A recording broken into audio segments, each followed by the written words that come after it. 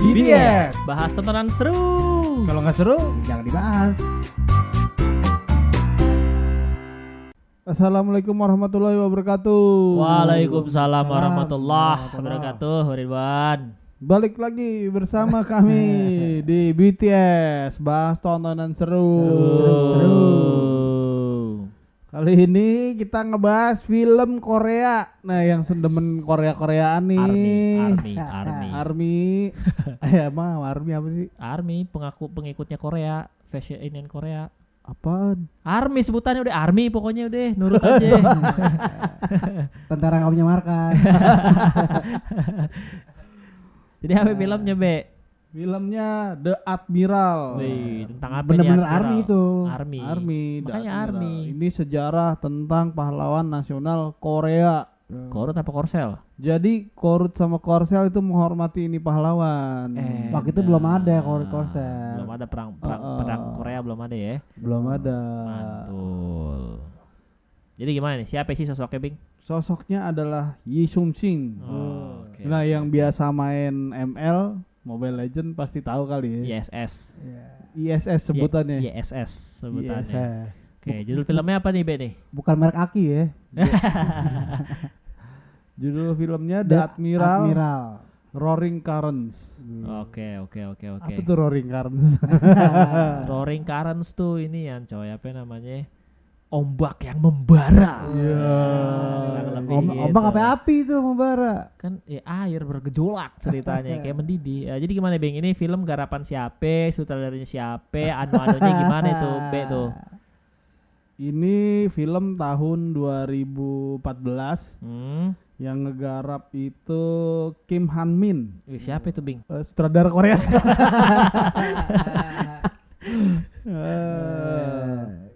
Ini rilis di tanggal 30 Juli 2014, udah lama banget ini ya.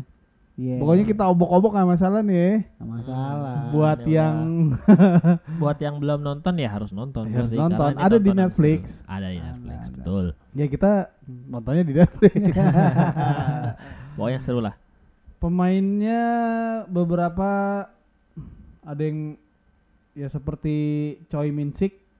Kalau Anggap aja kita tahu. Iya, Choi pokoknya. Min Sik, Ryu Seung Ryong, Cho Jin Wong, Lee Jun Hyun, Waduh. Park Bo Gum, terus Jin Go, terus Ryohei Utani, pokoknya Iya. masih banyak lagi deh. Dia pasti sosok-sosok terkenal di Korea sono ya. Ya mungkin buat yang seneng nonton Koreaan tuh ya pasti ada sih, pasti mereka tahu nih siapa-siapanya nih. Iya. Ya, pokoknya dia sosok seorang lah gitu ya. Sosok seorang. Ya masa setan. Nah ini sih dilatar belakangi dari sebuah perang antara Jepang sama Korea. Cina.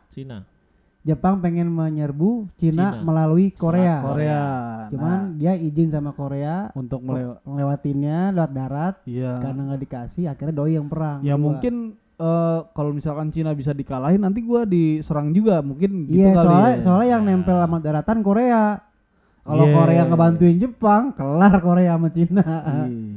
Iya, makanya nggak dikasih izin lewat sama Korea. Jepang tuh akhirnya nyerang Korea. Nah, perang ini juga disebut perang Imjin, artinya perang 7 tahun. Iya.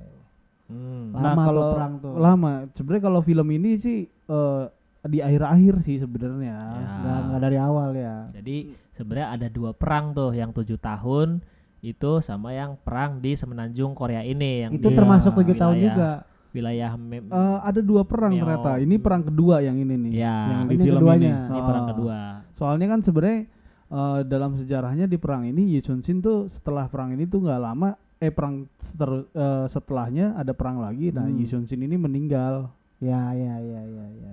Di perang itu. Dan menariknya di sini kalau gue lihat karena dia ditugasin di laut ya, karena Jepang itu nggak berhasil Jepang berhasil masuk Pyongyang itu pas ketika ditolak untuk lewatin Korea buat nyerang Cina. Pada akhirnya tentara-tentara yang Korea ini mutusin buat gue serbu aja ininya jalur supply makanan sama komunikasi Jepang lewat laut. Iya. Itu dipimpin sama Laksamana Isunsin ini. SS. Ya sebenarnya Yusunsin ini termasuk orang yang kuat ya, maksudnya secara mental. Soalnya dia kan waktu perang sebelumnya ya dari film ini kan ada perang tuh. Nah sama Toyotomi Hideyoshi itu kan Kaisar Jepang. Jepang. Itu kaisar Jepang. Bukan kaisar, dia tuh ibarat di perdana menteri lah. Di bawahnya kaisar. Di bawahnya kaisar Toyotomi Hideyoshi tuh, di bawahnya kaisar. Nah, maksudnya dibuat persengkokolan kalau misalkan si Yusunsin ini berkhianat sama kaisar Korea, makanya sempat dipenjara atau sempat disiksa. Makanya kan di awal-awal film itu kan ada penggambaran Yusunsin tuh disiksa tuh. Gue kira tuh Yusunsin disiksa Jepang, ternyata disiksa sama Korea sendiri. Iya, dituduh berkhianat. Betul. Jadi sebenarnya kalau soal itu adalah dari Jepang memberikan intel yang mata-mata Jepang tuh memberikan intel yang salah sama Yusunsin. Iya. Jadi namanya mereka Yoshiro namanya. Ya, mereka itu mancing si SS ini untuk nyerbu si Jepang, tapi si SS tuh nolak karena tahu bahwa ini jebakan, aneh ya kan. Nah, karena si raja Koreanya itu nyuruh ISS nyerang dan dia menolak perintah raja Korea, dituduhlah berkhianat, dicopot, akhirnya dipenjara, disiksa. Nah, posisi admiralnya itu diganti sama seseorang namanya susah juga sih bahasa Korea. Tapi kalah kan, makanya menyisakan 12 kapal yang dipakai dalam perang yang sekarang nih yang perang dalam film ini. Iya, itu di selat Korea itulah. Selat Myeongnyang. Nah, gue mau nyebutnya susah gitu, daripada salah mendingan gue biar lu aja yang nyebut. Tapi dari uniknya si ISS ini sendiri, dia pendesain kapal kura-kura, kapal besi pertama. Koreanya apa ya? Gubukcheon. Itu unik bentuknya karena namanya kapal kan yang kalau kita lihat kapal-kapal kayu zaman dulu kan bentuknya gitu ya. Ya kalau dia bulat cuy. Udah gitu dibikin bawahnya itu nggak kerucut ke air, dangkal. Jadi kalau ada ombak yang kenceng kayak gimana dia soalnya kan atasnya itu aman. Kan atasnya besi semua. Iya maksudnya atas bawahnya dibikin bulat. Jadi kalau ombak yang kenceng kayak apa nggak bakal guncang dia. Karena kemenangan dia itu sama kapal-kapal Jepang yang jumlahnya lebih banyak, taktiknya begitu, dia main ombak juga. Iya gitu. Ini taktik di sini tuh sebenarnya gambling sih kalau gue lihat dari film ini, maksudnya nggak gambling lah. Dia kan penuh perhitungan. Nggak gambling lah. Tapi ngarepin kondisi alam juga. Iya, itu kan maksudnya gambling di situ. Gamblingnya di situ. Justru menurut gue malah dia udah memperhitungkan ketika di perang. Iya, ketika lo di selat ini aja di Myeongnyang. Ya, itu. Di perang ini aja kan dia udah survei posisi ombaknya, selatnya ini, bahwa ini adalah dia tuh taktiknya lo kalau tahu film 300 tau nggak? Iya. Nah 300 itu kan Persia kan nyerangnya segitu banyaknya musuh kan? Iya, tapi dia memanfaatkan celah kecil kan. Nah ini yang dipakai sama ISS sebenarnya. Jadi sekitar 300 kapal Jepang itu dimasukin ke dalam selat yang sempit. Jadi mereka nggak bisa langsung ngepres ke depan, otomatis dikit dan dia memperhitungkan bahwa kondisi alam di sana itu ombaknya itu banyak berbenturan, jadi kapal banyak yang nggak stabil kan ketika melintas. Ya. Itu perhitungan dia di situ. Makanya keren, gue bilang nih emang admiral sih, wajar ya.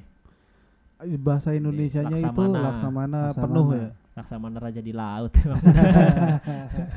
Nah di dalam film ini tuh menggambarkan tuh gimana frustasi, keputusasaan tentara-tentara Korea dong. Korea. Kan yang kalah mulu Jepang tapi di film. Nah tapi sebenarnya kan gini, ada dua sisi kalau gue lihat dari film ini. Di sisi Korea ini mereka frustasi dengan keadaan mereka karena kapalnya cuma sedikit, terus dia memata-matai Jepang yang punya kapal 330 tepatnya. Nah satu sisi di Jepang dia tuh karena di awal udah kalah sama Yusunsin, dia tuh frustasi sama Yusunsin, udah takut duluan sama Yusunsin. Dengar nama Yusunsin tuh udah anjrit, dia lagi yang mimpin gitu. Makanya sampai disusupin mata-mata kan dia kan. Udah kemakan sama kemampuan Yusunsin. Yang sebenarnya Yusunsin tuh udah pasti aduh ini udah pasti kalah, cuman gimana caranya tuh Dia kita tetap menang. Iya, Iya, betul. iya, iya, Mati iya. terhormat lah paling tidak. Tapi Kalaupun memang kalah. secara faktanya dalam sejarah ini, dalam film ini sendiri menang Korea gitu menggunakan taktik melibatkan sumber daya alam kali. Iya, iya. Karena kan dia bentuknya kayak agak teluk gitu kan. Jadi Iya. ombak itu memang enggak benturannya kanan sangat kenceng kiri. banget. Nah, Iya. makanya Karena- tadi yang gue bilang kalau struktur dasar kapal Jepang itu kan dia mengkerucut ke laut tuh, ke dalam. Jadi kalau ada goyangan dikit dia kerasa banget. Sedangkan kapalnya Korea ini bawahnya dibikin dangkal sama bulat. Jadi nggak begitu ngefek sama Iya. guncangan. Nah, apa namanya? Apa ya? Nah, Korea ini sebenarnya memang taktiknya tidak menyerang, taktiknya Defense. adalah defense, nunggu diserang gitu kan. Makanya dia menggunakan ini posisi laut sedang begini. Iya. Mungkin ya pada saat aslinya kali ya menggunakan teknik di mana air panas bertemu air dingin itu kan pasti muter tuh. Iya, maelstrom apa sih? Bahasa Akhirnya Indonesia kan maelstrom. membentuk pusaran air kan. Pusaran air. Nah mungkin di situ kalau misalkan zaman dulu detail kali ya, ini jam berapa Oh tuh iya. ketemu. Udah bisa diperhitungkan oh. suhunya kalau pagi kan jam sekian nih, kalau menjelang siang jam sekian Betul. nih, ya kan. Ah. Terjadilah itu peristiwa-peristiwa alam Iya. yang bisa dimanfaatkan untuk mengubah Strategi mengubah apa ya? peruntungan dalam peperangan Nah, gitu. Nah, itu gitu. strategi Yusin. Makanya tapi yang gue demen dari film ini juga adalah si sutradaranya itu bisa ngegambarin bagaimana frustasinya si tentara-tentara Korea ya ketika dipush sama Jepang ya. Soalnya nggak kelar-kelar cuy ngepusnya, banyak banget kan. Iya, Iya. minionnya nggak habis-habis. Iya. Jadi gitu dan apa maksudnya gue senang gitu. Maksudnya dapat banget sih bagaimana si low ranknya ini dari bahkan bukan dari low rank deh, dari mid ranknya dari si kapten ke bawah mentalnya udah pada rusak-rusak kan ngelihat aduh kalau kita perang sekarang mati sia-sia nih, mending kita tunda dulu aja deh, karena nanti yang minta begitu kan. Tapi itu yang Ini dimanfaatkan sama Yusun Shin ternyata. Iya, rasa takut menjadi Keberanian. keberanian Iya. ya kan. Itu Soalnya gimana emang- caranya ya mengorbankan Yusun Shin sendiri. Iya. Betul, pada akhirnya dia Emang hampir sosok mati. Lee Shin di film ini di mata bawahannya tuh emang apa ya? Kalau ibarat kita tuh ibarat kalau dengar suara Bung Karno dah. Oh, Ketika perang gitu, ketika iya, sebelum iya, perang iya. doi ngebacot nih, jadi semangat gitu. Ah. Buat untuk perang, padahal sih cuma naikin mental doang. Tapi kan berpengaruh Iya. pada hasil akhir kan mental itu. Tapi di film ini memang gue berasa banget sih, maksudnya heroiknya si Yusun Shin ini berasa banget gitu kan, penyampaian si sutradara itu dapat banget gitu Iya. ke penonton. dana 138 juta dolar itu nggak kebuang sia-sia lah ya. Iya benar. Nah, Iya. itu satu yang gue suka tadi, bagaimana dia menggambarkan keputusasaan tentara Korea bahkan dari mid rank sampai low ranknya tuh pada takut semua ya kan, sampai akhirnya dia harus ngebakar rumah ya, desa itu desanya, kan, iya. kayak taktik Napoleon ya, nenggelemin kapal. Terus yang gue suka lagi adalah film ini gak banyak bacot, asli Action mulu ya. action doang isinya ya kan. Iya. Antara kabur, cerita pembentukan awal, terus ada pengkhianat, dipenggal, perang. Udah gitu. Iya. Plotnya itu doang, gampang. Dan perang nih kalau kita bicara ini ya film biopik kan jatuhnya, Iya. tentang cerita kepahlawanan. Kalau kita sempat ngebahas yang namanya film 45 Kadet ya kan. Bicaranya itu perang udara, kalau ini perang laut. Kalau Kadet kan ya perang di udaranya ya silakan nanti yang belum nonton deh gitu. Kadet perang udaranya begitu. Kalau Yusun Shin naval battle-nya tuh beneran Berasa ya? berasa. Iya, Dan iya. durasinya 1 jam lebih kita dikasih perang-perangan begitu kan, puas juga tuh gue nonton. Iya, baru tuh film perang namanya ya. Baru Iya, film perang. Pakai nggak banyak bacot, plotnya cuman pembentukan cerita, dia berantem. Udah gitu untuk bikin film untuk perang di laut tuh kayaknya effortnya. Iya. Effortnya tuh agak susah kayaknya ya. Ya semua film sih susah sih. Tapi ini di laut gitu, di laut. Dan dibikin segimana mungkin tuh action dapet, terus cerita dapet, itu campur aduk sih gue ngeliat ya di film itu ya gitu. Heroiknya dapet di satu Betul. momen yang sama gitu ya. Iya. Heroiknya dapet, dramanya dapet, ya apapun yang lu inginkan untuk nonton film perang tuh di situ ada. Ya. Gitu. Ya, perang intelnya pun ada. Iya. Mereka kan semua Iya, berangkat benar, dari benar. informasi-informasi intelijen. Iya. Saling-saling menyelipkan ini kan, Iya, menyelipkan agen. Nah, maksudnya pembagian sisi Jepang sama maksudnya antara musuh dengan lawan tuh kayaknya kelihatannya seimbang sih gua ngelihatnya ya. Bagian Maksudnya, apanya nih? Penggambarannya gitu, Ah. pembawaan ceritanya gitu. Jepang persiapannya kayak gini, Korea persiapannya Ya, kayak gini. balance lah ya. Balance Ya, gitu, ya, ya, dapet gitu. Jadi nggak kayak nggak sepihak aja ya. Jadi memberikan kesan yang memang apa ya, penyutradaran itu memberikan kesan kepada penonton itu bahwa ini loh sejarahnya, fakta masing-masing dari Iya. satu sisi, dari dua sisi Dari dua ini, kubu ya. dari dua kubu itu. Karena berbeda sama film-film perang besutan Hollywood kali ya. Jadi kalau misalnya Hollywood kan kayak film-film yang gambarin film perang dingin kan, misalnya Iya. yang jadi bad guy-nya kan Rusia pasti. Iya. Kita digiring untuk yang jagoannya Amerika nih. Ya. Iya. Musuhnya Rusia nih. Iya. Kita digiring untuk pro terhadap mereka. Iya. Nah, bagusnya mungkin untuk film ini dibikin kayak lo bilang, jadi dua sudut pandang, biarpun yang jadi hero tetap si YSS Korea. ya, Gitu. karena kan filmnya Karena YSS bukan film- filmnya Hideyoshi Hideyoshi Toyotomi. Ya. Atau mungkin beda cerita kalau misalnya, kan kita tahu ya sekarang kalau misalnya ngomongin Korsel sama Jepang kan sekarang udah kibatnya ke Amerika kan. Kalau ngomongin Korut sama Cina kan kibatnya ke komunis nih. Nah, film-film yang dibikin seolah-olah stabil ya mungkin karena sekarang ini kan buatan Korsel kan. Iya. Ya betul. Jadi coba kalau lo bayangin deh film ini dibikin sama Korut sama Cina, pasti yang jahat Jepangnya cuy. Tapi gua ngelihat dari sisi film Korea, maksudnya film ini ya, maksudnya menggambarkan Jepang tuh kayaknya pada zaman itu ya kayaknya digambarkan tuh selalu sadis ya. Emang mereka faktanya invasi banget. Sampai ke tahun kita kesini ke Indonesia kan mereka sampai itu kan tahun 18-an kan ya? Iya. Enggak. 15-an ya? 15-an. Iya, 3 Iya. abad lebih dia berarti. Emang kayak begitu polanya. Memang pola militernya Jepang tuh memang kejam ya. Jepang cahaya Asi ya bro. Iya kan gitu kan Iya, prinsip-prinsip. tapi ini kan jauh dari sebelum itu. Iya enggak maksudnya 3 abad sebelum itu munculnya itu. Iya kan prinsip yang dimunculkan pengembangan aja ceritanya kan, God Glory and Gospelnya Jepang ya tadi kan Iya. yang tadi. Atau mungkin karena memang dia melihat yang sempat gue baca juga sih karena memang influence dari Cinanya juga begitu tinggi juga. Jadi kayak pengen antara Cina sama Jepang nih masing-masing pengen nyebarin influence gitu. Makanya pengaruh karena kan kita juga sering disuguhin tuh film-film konflik silat kungfu sama yang apa zaman-zaman dulu tuh yang Jepang invasi Cina. Iya. Gitu kan. Ini itu kayak kelanjutan dari era itu gitu. Ya, memang maksud gua tuh apa ya, mau film Cina, film Korea, film Indonesia gitu, orang yang pernah diinvasi sama Jepang gitu kan, pasti penggambaran Jepang tuh begitu sadisnya gitu sama masyarakat aja, maksudnya masyarakat secara sipil gitu ya maksudnya. Itu sadis juga gitu penanganannya gitu.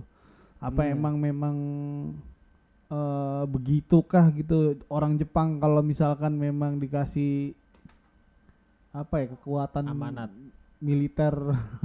Disiplin kuncinya tuh kalau mereka kan.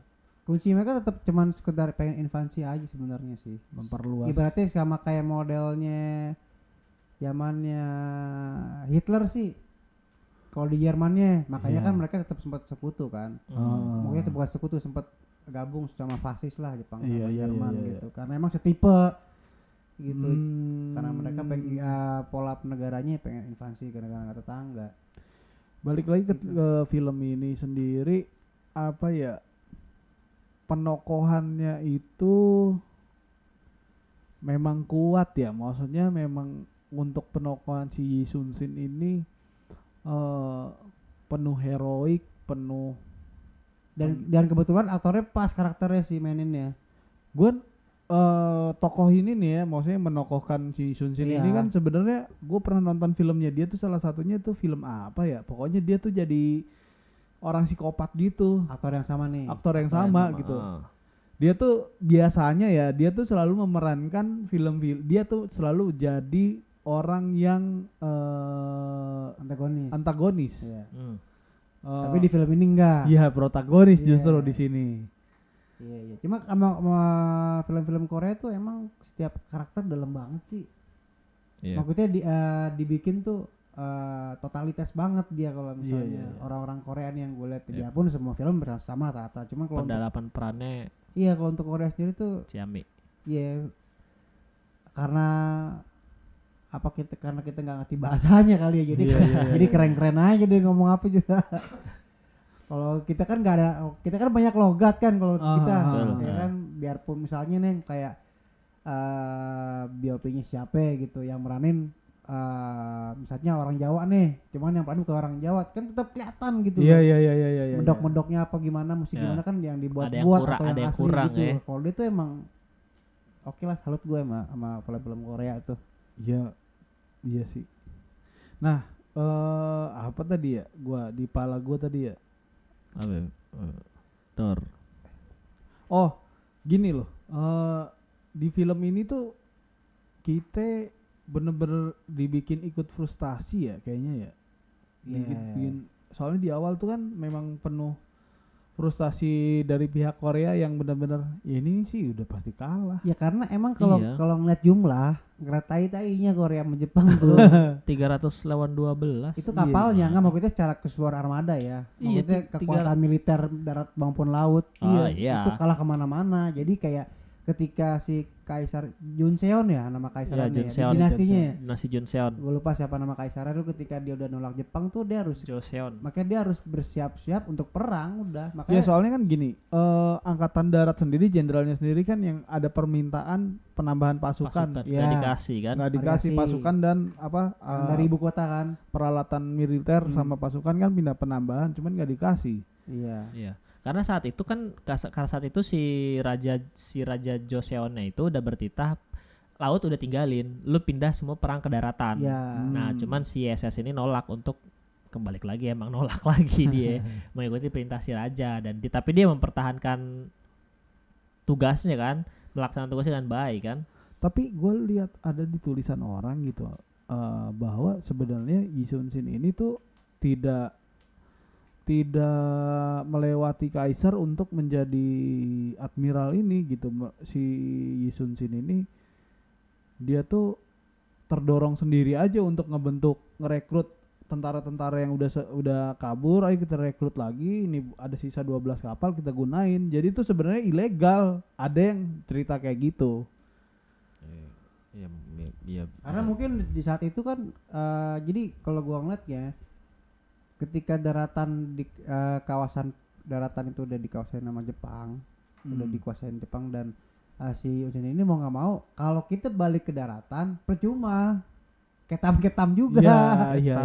Jadi makanya yang gua ngelihat dari dia tuh kenapa dia fokus ke laut, karena untuk akses Jepang masuk ke Korea itu kan melalui laut. Nah dia tuh sebenarnya misinya dia tuh sebenarnya bukan untuk ngalahin 300 sejumlah gitu kapal, cuman untuk mutus suplai makanannya aja sama komunikasi. Sebenarnya itu. Jadi kan ketika Jepang udah masuk ke daratan nih, kan mereka butuh kemekan dong, butuh suplai senjata segala macam. Nah lewat laut. Ya masuk deh, gitu. Yang udah di darat deh masuk. Nah gue jaga di lautannya biar lo nggak nambah kuat lagi. Cuma gitu doang, makanya ada pertempuran Selat Myeongyang itu. Myeongyang itu. Tapi malah bonusnya kemenangan ya. Iya. Dan ini kan jadi salah satu kekalahan terbesar Jepang juga. Iya. Dalam sejarah. Akhirnya tuh Yi Sun Sin tuh orang yang dihormatin juga di Jepang. Dan di semua armada kelautan ya, makin yang modern tuh udah mengakuin taktik perangnya dia. Oh gitu. Iya, ada dibikin buku The History of Japan gitu, termasuk siapa yang ngarang gitu gue lupa. Ya, orang Amerika kalau saya nulis. Ya dia orang British. Dia mengakui taktik-taktikalnya kapasitas CSS ya. Gitu. Makanya kalau diakuin dia di dunia keadmiralan lah pokoknya di kelautan.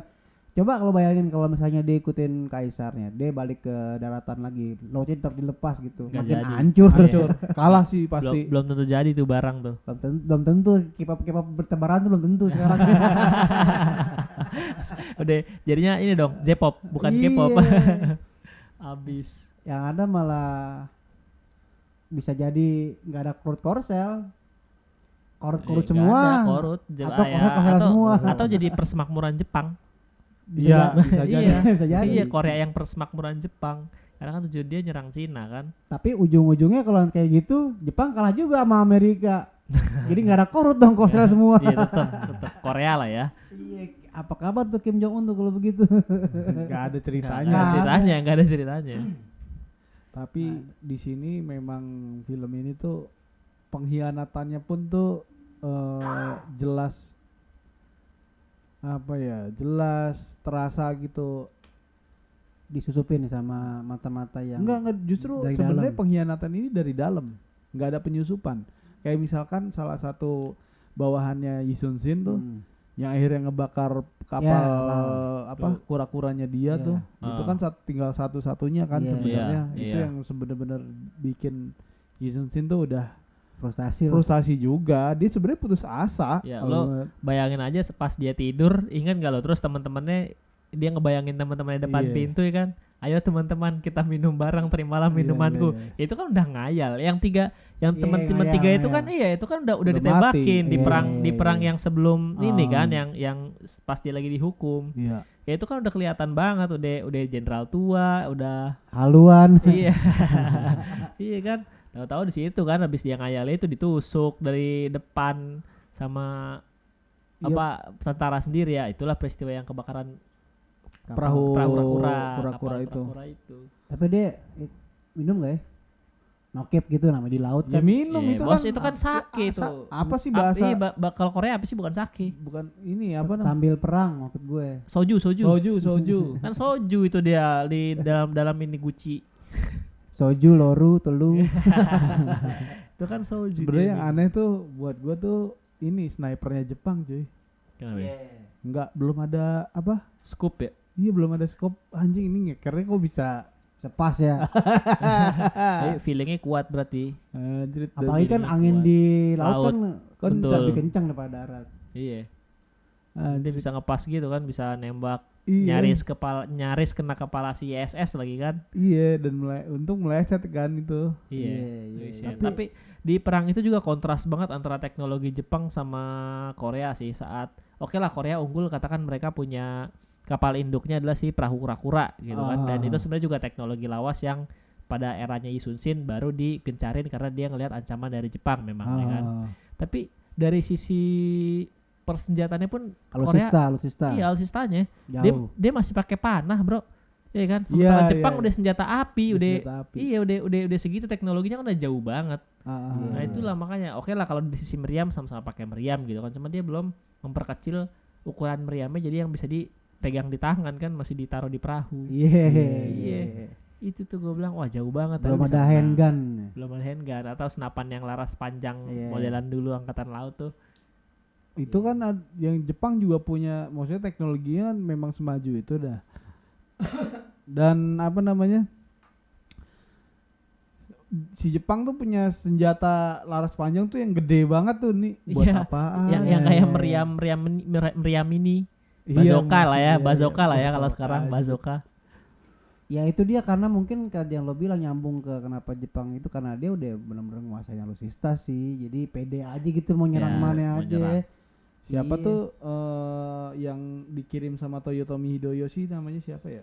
Yang bajak laut ya. Iya yang disebut angkatan laut bajak, lebih mirip bajak laut Bajak ketimbang laut. angkatan Iya, laut. Ya. Siapa nih? Ada nih namanya Kuroshima.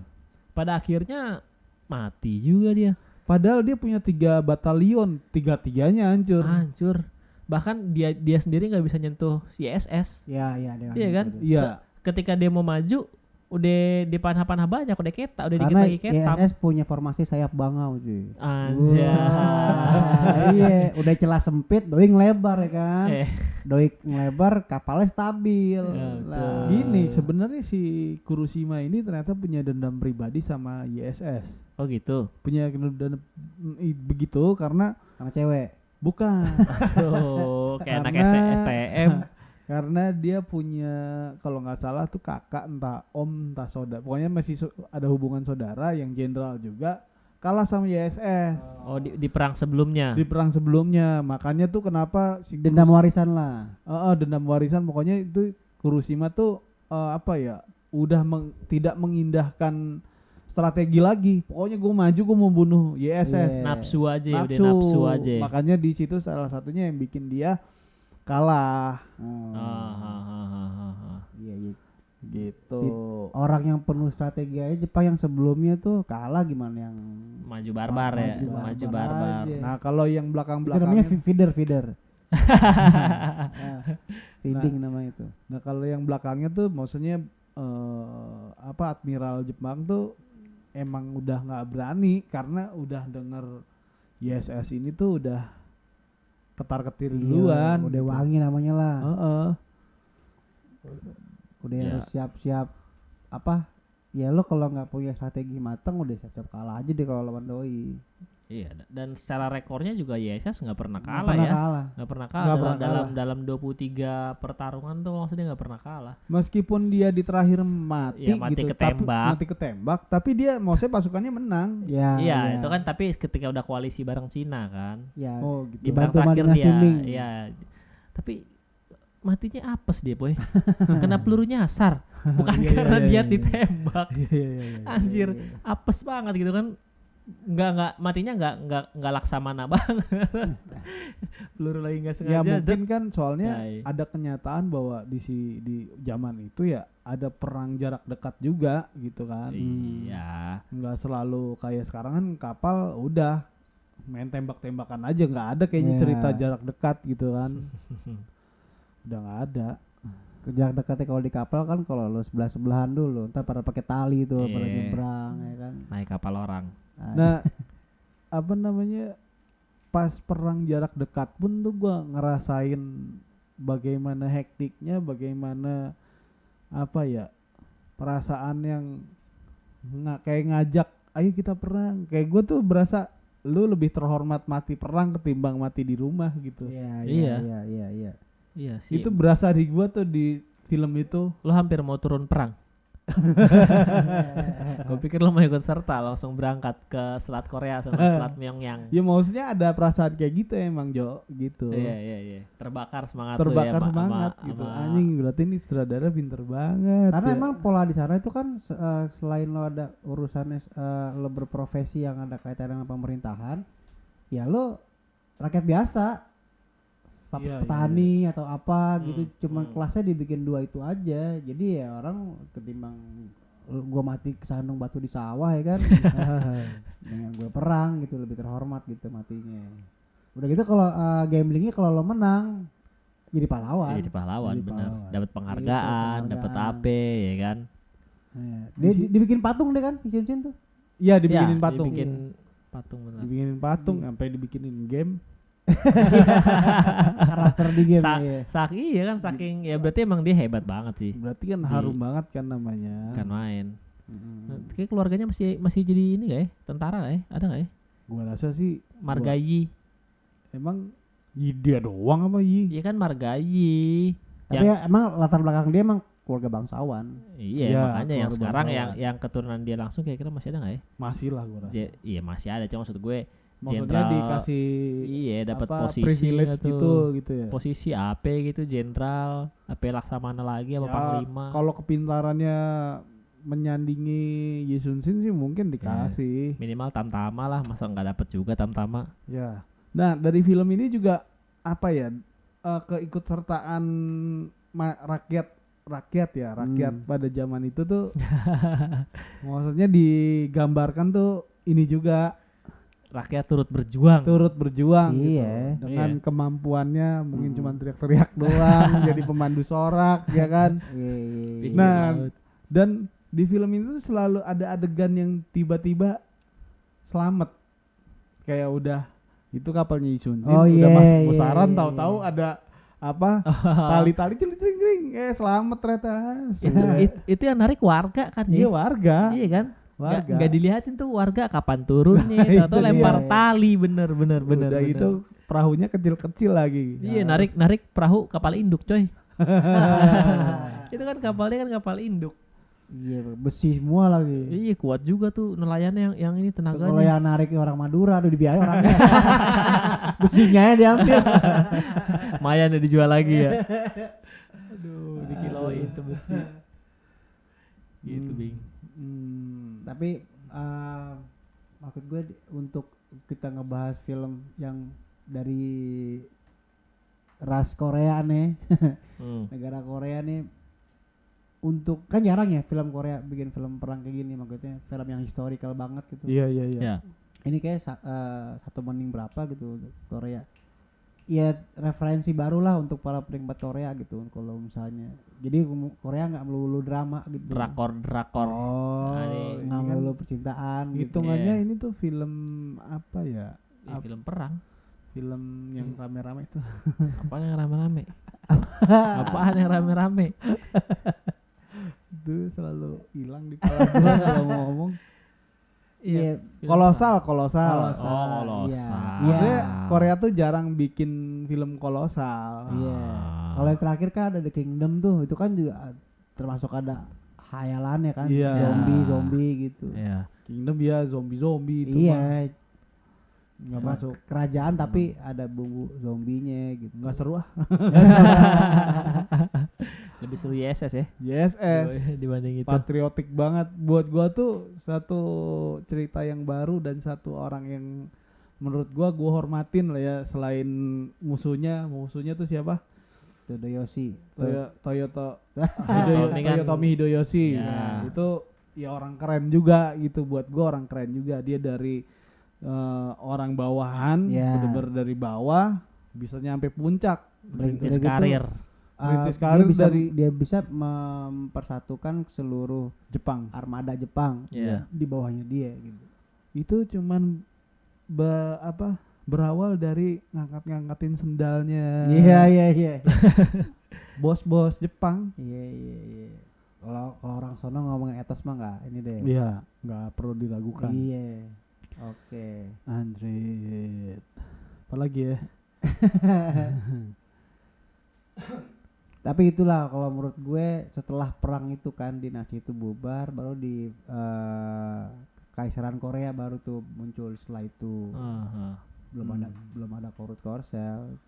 Cuman ya ini adalah bagian karena satu-satunya negara yang berdampingan, cuman beda paham ini Korea doang. Iya, apalagi nggak ada secara paham ya, secara yang bener-bener nolak banget gitu. Korek Korsel doang, Korut Korsel. Ya, itu aja sekarang ini. Cuman gue yakin kok orang-orang Korut juga ngelihat si sosok YSS ini juga pahlawan bersama. Iya. Ya bagaimanapun kan terjadi juga sebelum pecah perang Korea kan. Iya. Itu kan proxy war aja itu dibikin mereka tuh Korut Korsel. Betul, tapi kita bahas itu di lain waktu kali ya. Iya. Film apa nih tuh adanya? Ya nanti lah cari aja dulu. Nanti kita cari lah. Pasti ada kok yang buat. Nanti kita cari lah, kita bikin seru bahasannya.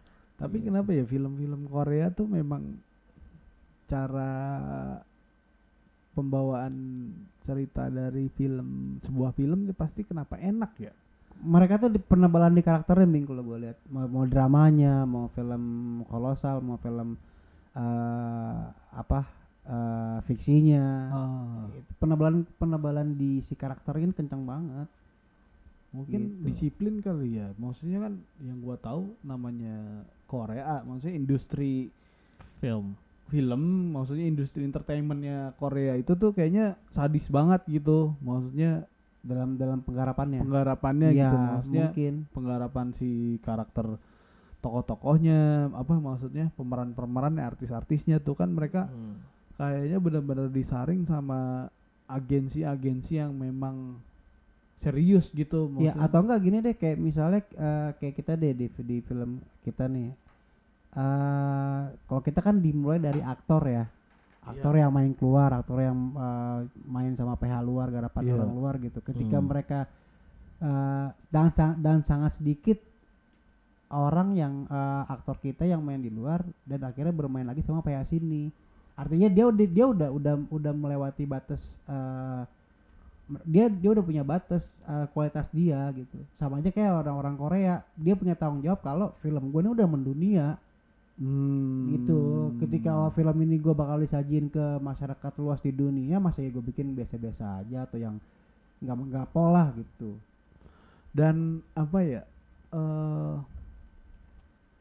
gambar film Korea itu semua itu sama gitu, kayak udah punya pattern sendiri, Ya, punya ini sendiri gitu.